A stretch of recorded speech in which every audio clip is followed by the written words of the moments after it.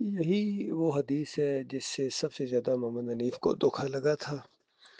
اور پھر اس نے اس کا مذاق اڑایا، اور اس کے سارے ماننے والے آج اس کا مذاق اڑا رہے ہیں، اور جس محلے وقوع کے اوپر یہ بات کہی گئی ہے اس کو ہٹا دیتے ہیں۔ عقیدے کے معاملے میں بھی محمد حنیف نے یہی ظلم کیا۔ یوسف علیہ السلام کو سجدہ ثابت کرنے کے لیے اس نے ملائکہ کے سجدہ کو لے کے آ گیا کہ دیکھو وہاں ہوا یا نہیں ہوا، بھائی وہاں تو ہوا ہے، حکم موجود ہے، پھر یہاں بھی ہوا ہے جی، یہاں کیسے ہوا ہے جی، یہاں تو حکم بھی کوئی نہیں ہے، یہاں تو سجدہ شکر ہے جو پورے خاندان نے اللہ کو کیا۔ اس طرح اس کو ایمان کے معاملے میں بھی اس کو سمجھ نہیں آئی،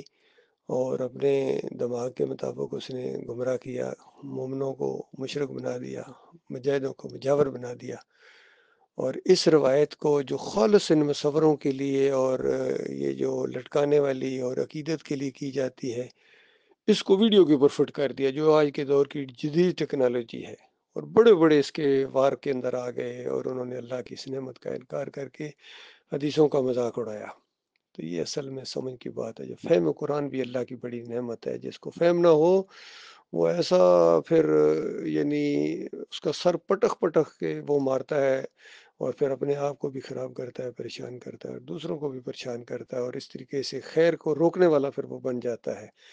پھر اس کے نزدیک کوئی اللہ کی وقار، اللہ کی عزت، ایمان اور اسلام کا وہ فہم رہتا ہی نہیں ہے، اس طرح اس کی مت ماری جاتی ہے۔